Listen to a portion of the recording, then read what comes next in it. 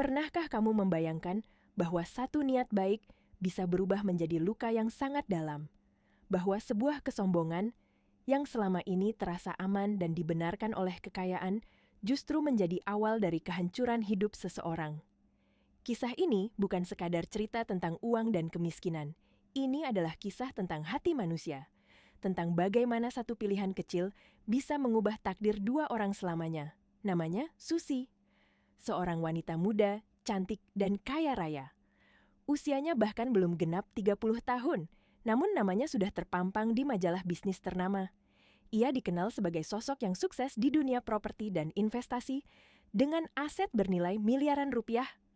Di mata dunia, Susi adalah simbol keberhasilan, simbol kekuatan, simbol kekayaan yang patut dikagumi. Setiap langkahnya selalu diiringi sepatu mahal, tas bermerek luar negeri, dan aroma parfum eksklusif yang seolah menjadi bagian dari identitasnya.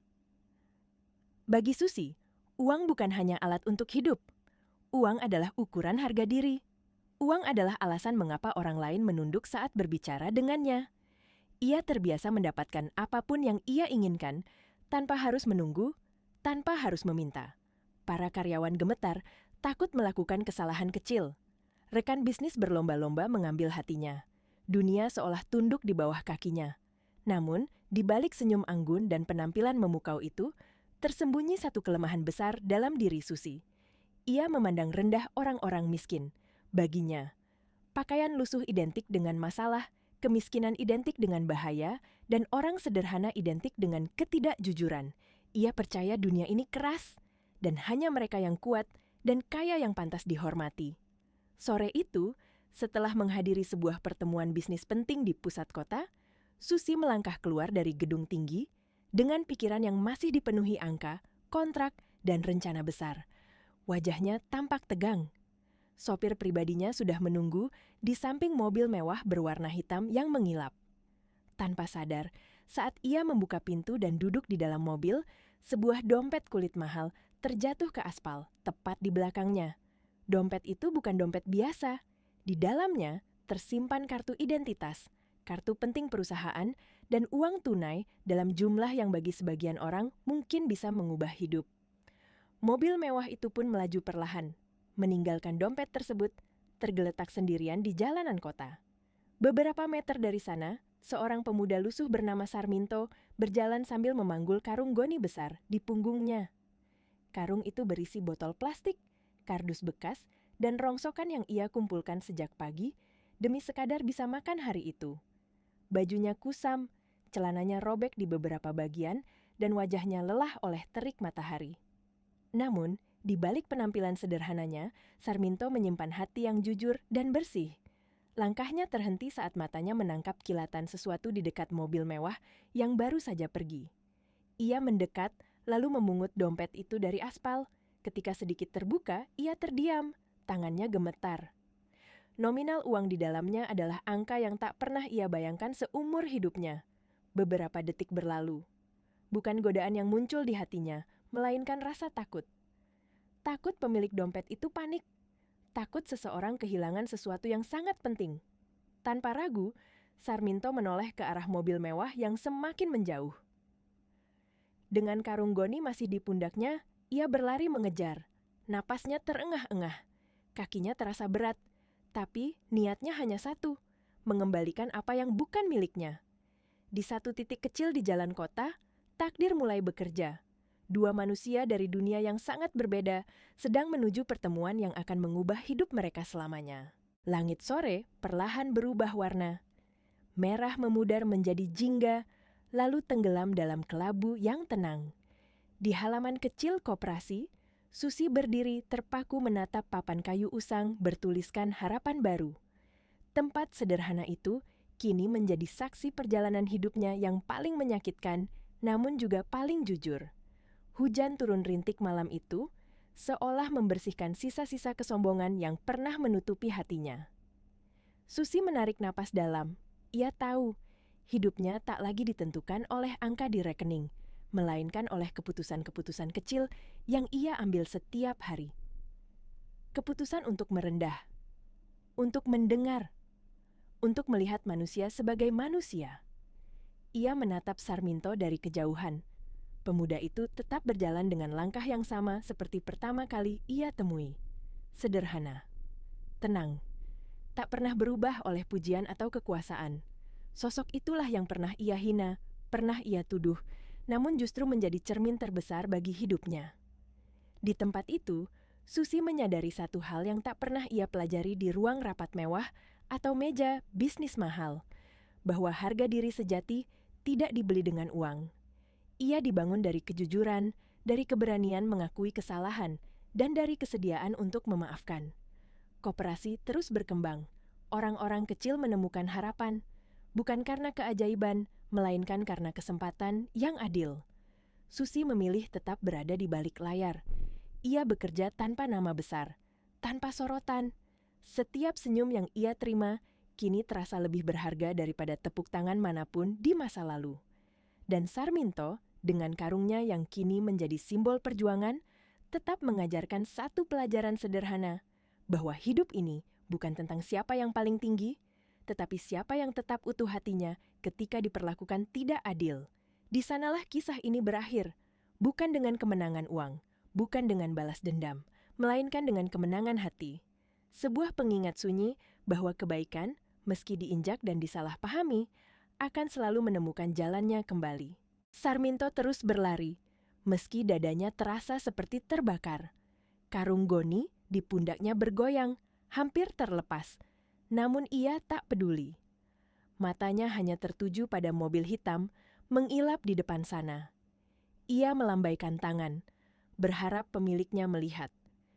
Takdir seakan menguji ketulusan niatnya di tengah hiruk-pikuk kota yang tak pernah peduli pada orang kecil sepertinya. Akhirnya, mobil itu melambat, berhenti di pinggir jalan. Sarminto terhuyung, napasnya tersengal.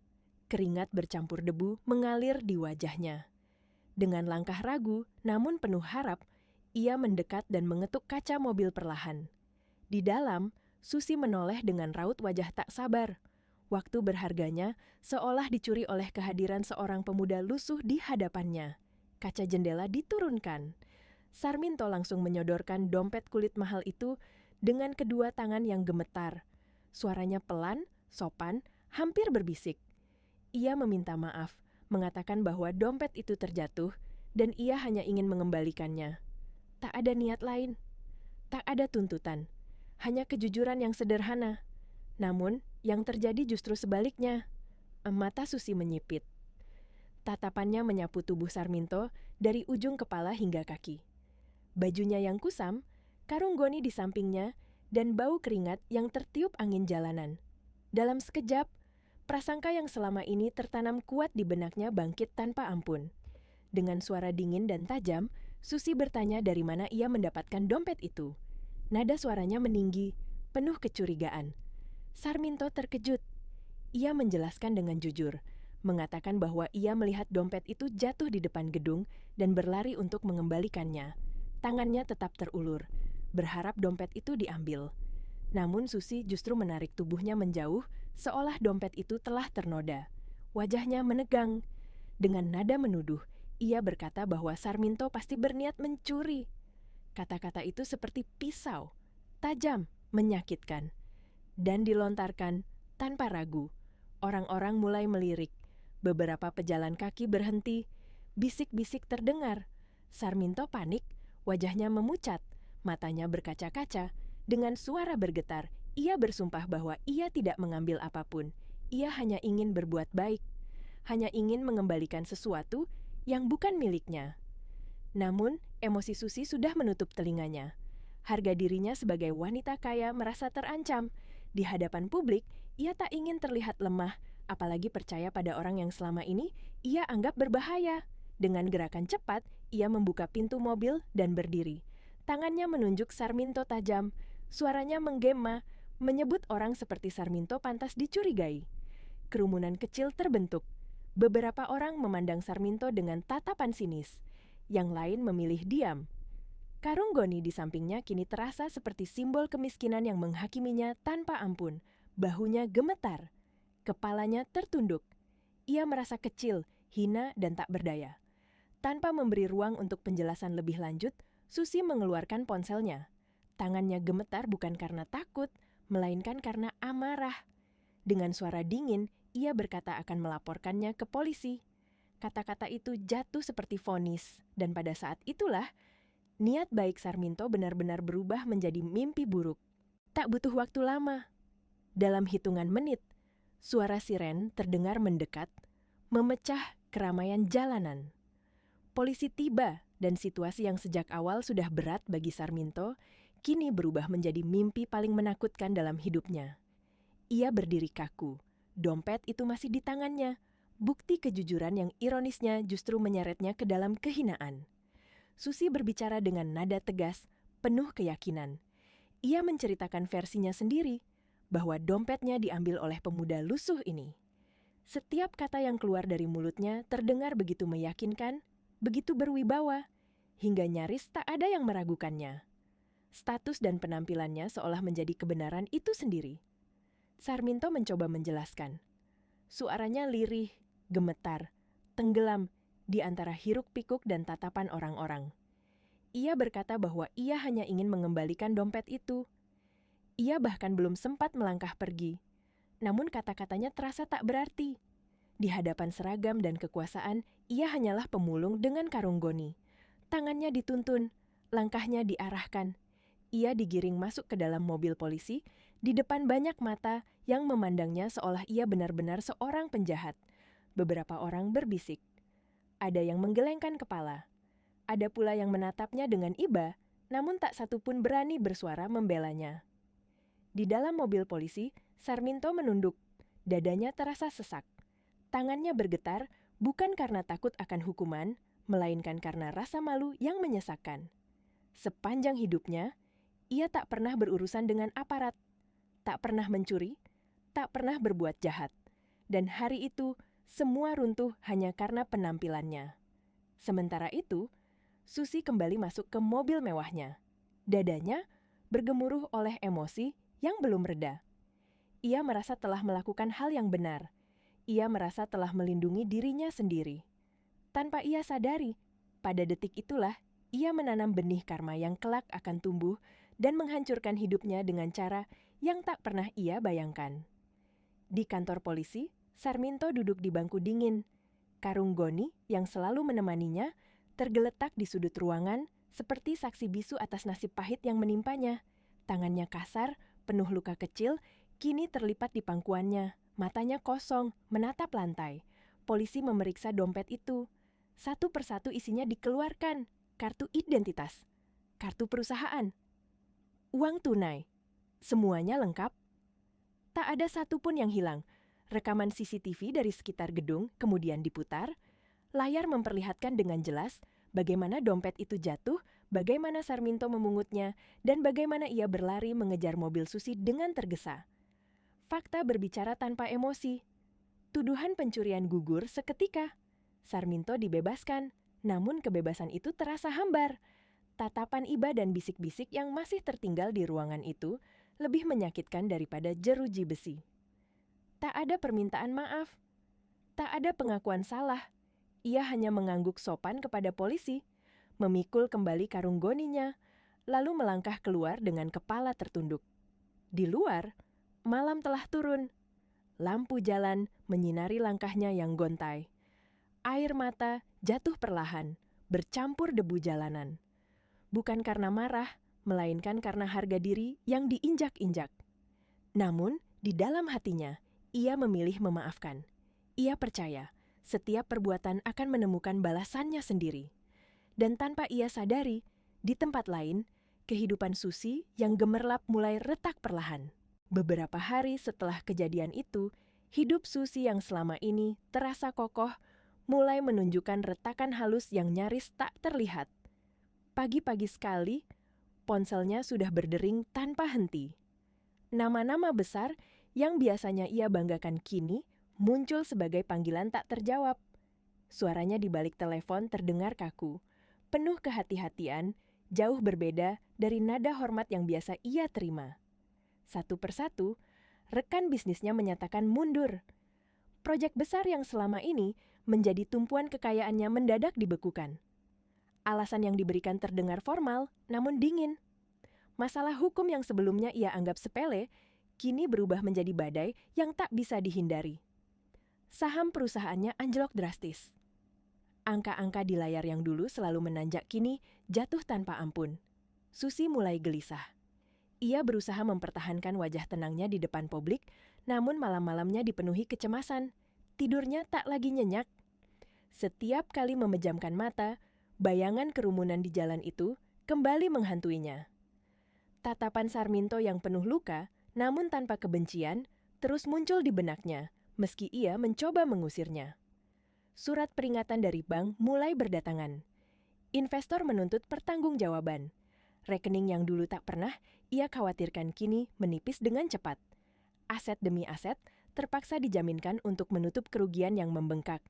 Dunia yang ia bangun selama bertahun-tahun mulai runtuh seperti rumah kartu yang tersapu angin. Dalam waktu kurang dari seminggu, hidup Susi berubah total. Rumah mewahnya disita.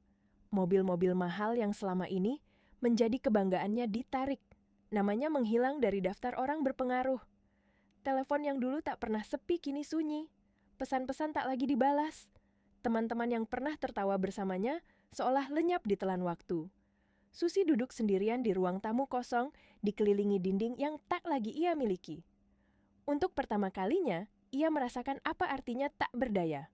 Tak ada uang, tak ada kekuasaan, tak ada orang yang berdiri di sisinya. Dalam keheningan yang menyesakkan itu, wajah seorang pemuda lusuh tiba-tiba terlintas jelas di benaknya. Sarminto. Tanpa ia sadari, kejatuhannya dimulai sejak hari ia mengabaikan kejujuran dan merendahkan sesama. Takdir sedang bergerak dengan caranya sendiri, perlahan namun pasti, dan Susi mulai merasakan bahwa badai ini bukan sekadar kebetulan. Hari-harinya berubah menjadi deretan malam panjang yang dingin. Tanpa rumah, tanpa uang, dan tanpa tujuan, ia kini menumpang di sebuah kamar sempit di losmen murahan, dibayar dengan sisa tabungan terakhirnya. Gaun-gaun mahal telah tergantikan pakaian sederhana. Cermin retak di dinding memantulkan wajahnya yang pucat, mata sembab, dan senyum yang telah lama hilang. Untuk pertama kalinya dalam hidupnya, Susi benar-benar sendirian. Hari demi hari berlalu dengan berat bagi Susi. Dunia yang dulu selalu membukakan pintu untuknya kini terasa dingin dan asing. Ia berjalan menyusuri jalanan kota dengan langkah ragu, menunduk, berusaha menghindari tatapan orang-orang. Setiap pandangan sinis yang ia terima terasa seperti tamparan keras dari masa lalunya sendiri. Untuk pertama kalinya, Susi merasakan arti lapar. Uang yang tersisa di tangannya semakin menipis, bahkan tak cukup untuk makan layak. Malam itu, hujan turun deras. Langit seolah ikut menumpahkan segala penyesalan yang menekan dadanya. Susi duduk di bawah sebuah halte tua, memeluk lututnya yang gemetar. Rambutnya basah, pakaiannya dingin menempel di tubuh, air hujan bercampur air mata membasahi pipinya. Dalam hati yang hancur, sebuah pertanyaan muncul pelan namun menyakitkan. Apakah ini balasan dari semua yang pernah aku lakukan? Bisikannya nyaris tak terdengar di antara suara hujan. Di tengah kesunyian itu, langkah kaki terdengar mendekat. Seseorang berhenti di hadapannya, tubuhnya menutupi sebagian hujan. Susi mengangkat kepala dengan ragu. Dan pada detik itu, jantungnya seolah berhenti berdetak. Di hadapannya berdiri sosok yang sangat ia kenal. Karung goni di pundaknya. Wajah sederhana dengan mata teduh yang tak berubah. Sarminto. Rasa malu dan bersalah menyeruak begitu kuat hingga membuat napas Susi tersendat. Ia ingin bangkit, namun kakinya terasa lemas. Suaranya nyaris tak keluar saat memanggil namanya. Sarminto menatapnya sejenak, lalu mengangguk pelan. Tak ada kebencian di matanya. Tak ada sindiran, hanya ketenangan yang membuat Susi semakin hancur.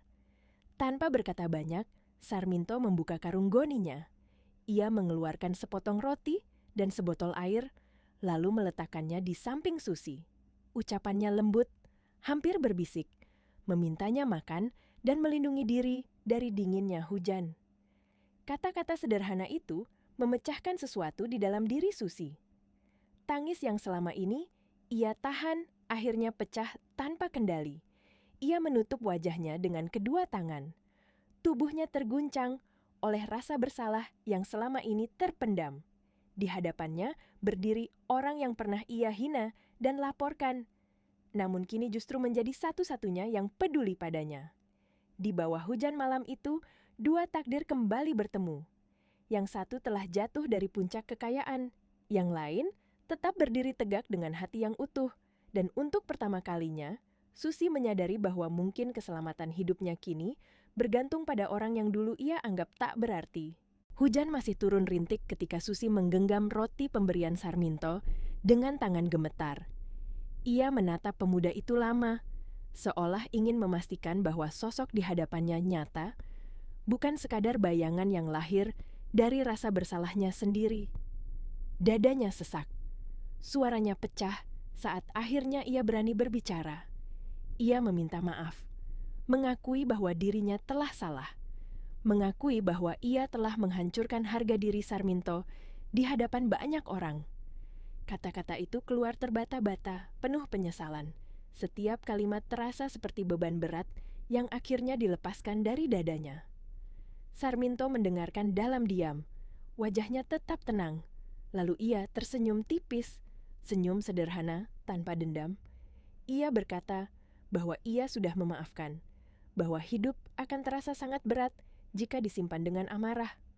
Kalimat itu sederhana, namun menghantam hati Susi lebih keras daripada semua kehilangan yang ia alami. Malam itu, Sarminto mengajak Susi pergi dari halte tua itu. Ia membawanya ke sebuah rumah kecil di pinggiran kota, tempat singgah milik sebuah koperasi sosial yang selama ini menampung orang-orang terlantar. Tempat itu sederhana, dindingnya kusam, namun terasa hangat, jauh lebih hangat daripada rumah mewah yang pernah Susi miliki. Di sanalah Susi mengetahui bahwa Sarminto bukan sekadar pemulung. Setelah kejadian di kantor polisi, ia bertemu seorang relawan yang melihat kejujurannya. Orang itu mengajaknya bekerja di koperasi. Sejak saat itu, Sarminto membantu mengelola usaha kecil, mengumpulkan barang daur ulang, dan menyalurkannya menjadi produk bernilai jual. Hidupnya masih sederhana, namun penuh makna. Tak ada kemewahan, tapi ada ketenangan. Sarminto memperkenalkan Susi kepada para pengurus koperasi. Ia tak mengungkap masa lalu Susi sebagai seorang milioner. Ia hanya mengatakan bahwa wanita ini membutuhkan bantuan dan kesempatan kedua. Malam itu, Susi tidur di kamar kecil dengan kasur tipis. Tak ada lampu kristal, tak ada spray mahal. Namun untuk pertama kalinya dalam waktu yang sangat lama, ia merasa aman, tanpa uang, tanpa kekuasaan, tanpa kepura-puraan. Hari-hari berikutnya menjadi perjalanan yang berat bagi Susi. Ia belajar bangun pagi, menyapu lantai, membantu mencatat keuangan sederhana, melayani orang-orang dengan senyum tulus. Tak ada lagi asisten, tak ada lagi pujian palsu. Setiap tetes keringat yang jatuh justru perlahan membersihkan hatinya yang lama kotor oleh kesombongan. Hari-hari di koperasi berjalan perlahan, namun penuh makna bagi Susi. Tubuhnya lelah, tangannya mulai kasar, namun hatinya justru terasa semakin ringan. Untuk pertama kalinya, ia bekerja bukan untuk gengsi atau pengakuan, melainkan untuk bertahan hidup dan berguna bagi orang lain. Setiap pagi ia bangun dengan mata sembab, namun tekad yang perlahan tumbuh. Pengalaman bisnis yang selama ini ia banggakan, ternyata masih bisa berguna. Dengan hati-hati, tanpa merasa paling tahu, Susi mulai membantu koperasi itu berkembang. Ia memperbaiki pencatatan keuangan sederhana, mengatur alur pemasaran, dan membuka jaringan penjualan kecil-kecilan. Semua ia lakukan dengan rendah hati, belajar mendengarkan, belajar menghargai. Perlahan, usaha koperasi mulai dikenal, pendapatan meningkat, lebih banyak orang terbantu. Senyum-senyum tulus menghiasi tempat sederhana itu. Setiap keberhasilan kecil terasa jauh lebih berharga daripada semua angka fantastis yang dulu pernah ia raih. Susi tak kembali menjadi milioner, namun ia menemukan sesuatu yang jauh lebih bernilai. Harga diri yang lahir dari kejujuran, kerja keras, dan kepedulian. Di dalam dirinya, sesuatu yang lama mati, kini hidup kembali. Suatu sore, saat matahari mulai condong ke barat, Susi berdiri di hadapan Sarminto, matanya berkaca-kaca. Dengan langkah pelan, ia menunduk dalam-dalam. Ucapan terima kasih keluar dari bibirnya, tulus, tanpa sisa kesombongan. Ia mengakui bahwa tanpa Sarminto, hidupnya mungkin telah hancur sepenuhnya. Sarminto hanya mengangguk pelan, wajahnya tetap sederhana. Ia berkata bahwa mereka sebenarnya sama-sama sedang belajar, bahwa hidup bukan tentang siapa yang paling tinggi, melainkan siapa yang mau merendah. Kalimat itu tertanam dalam hati Susi, jauh lebih dalam daripada nasihat manapun yang pernah ia dengar. Di akhir hari itu, Susi menatap langit senja dengan hati yang lebih damai. Ia tahu kebangkitannya bukan datang dari uang, melainkan dari tangan orang sederhana yang pernah ia hina. Sejak saat itu, ia berjanji pada dirinya sendiri untuk tak pernah lagi menilai manusia dari penampilannya. Namun, takdir belum selesai mengujinya. Saat hatinya mulai menemukan ketenangan, sebuah kabar besar sedang meluncur cepat menuju hidupnya, membawa ujian yang jauh lebih berat daripada kehilangan segalanya. Keesokan paginya, kabar itu datang seperti petir di siang bolong. Sebuah perusahaan besar yang sebelumnya menyita seluruh aset Susi dinyatakan bersalah atas manipulasi kontrak. Semua aset yang dirampas harus dikembalikan. Nama Susi kembali disebut-sebut. Media mulai mencari keberadaannya. Dalam semalam, ia berpotensi kembali menjadi milioner. Berita itu menyebar cepat. Para pengurus koperasi bersorak gembira. Bagi mereka, ini adalah keajaiban. Sebuah keadilan yang akhirnya berpihak pada orang yang pernah jatuh sehancur-hancurnya. Namun bagi Susi, kabar itu terasa seperti beban yang sangat berat. Ia duduk termenung di sudut ruangan, menatap kedua tangannya sendiri. Tangan yang kini kasar oleh kerja, bukan lagi halus oleh kemewahan. Dalam benaknya terngiang kembali wajah Sarminto saat digiring polisi. Tatapan mata yang penuh luka, namun tanpa dendam. Kenangan itu menghantam hatinya lebih keras daripada semua janji kekayaan yang kini kembali menghampiri. Sore itu, Susi memanggil seluruh anggota koperasi. Ruangan sederhana itu menjadi hening. Semua mata tertuju padanya. Sarminto berdiri di barisan belakang, seperti biasa memilih diam. Susi melangkah ke depan. Suaranya bergetar, namun tegas. Ia berkata bahwa ia ingin berbicara bukan sebagai orang kaya, melainkan sebagai manusia yang pernah jatuh sehancur-hancurnya. Ia menarik napas panjang. Air mata jatuh. Ia mengakui bahwa semua kekayaan yang akan kembali padanya adalah simbol kesombongan masa lalunya. Sesuatu yang dulu ia banggakan, namun justru membutakan hatinya.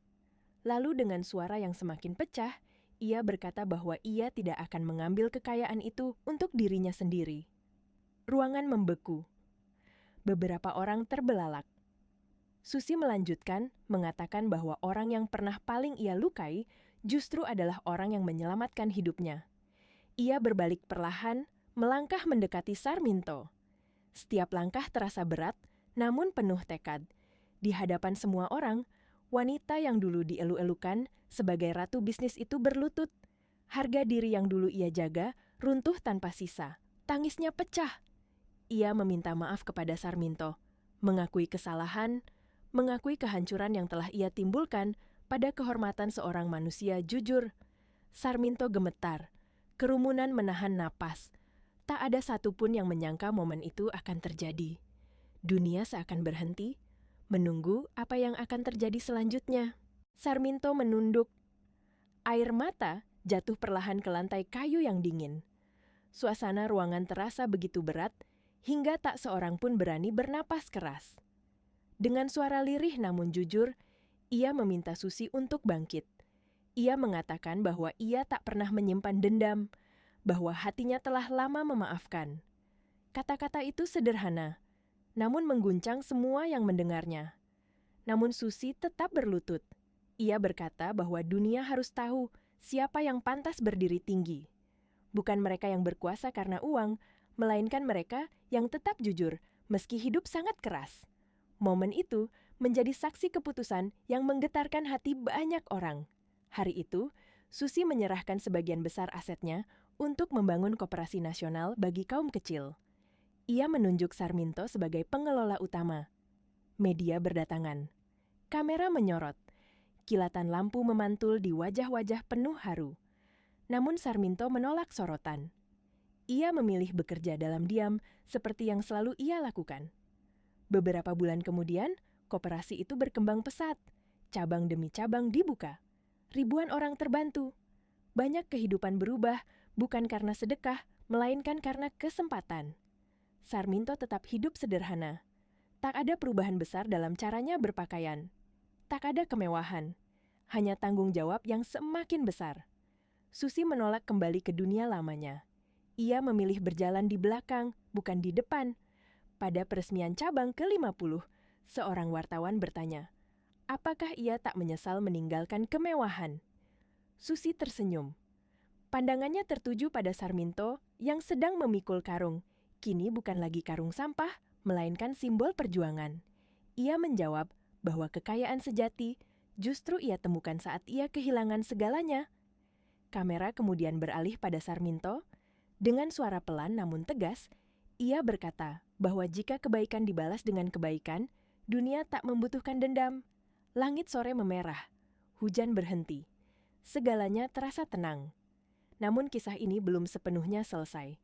Masih ada satu bagian terakhir yang menyimpan makna terdalam dari perjalanan panjang ini.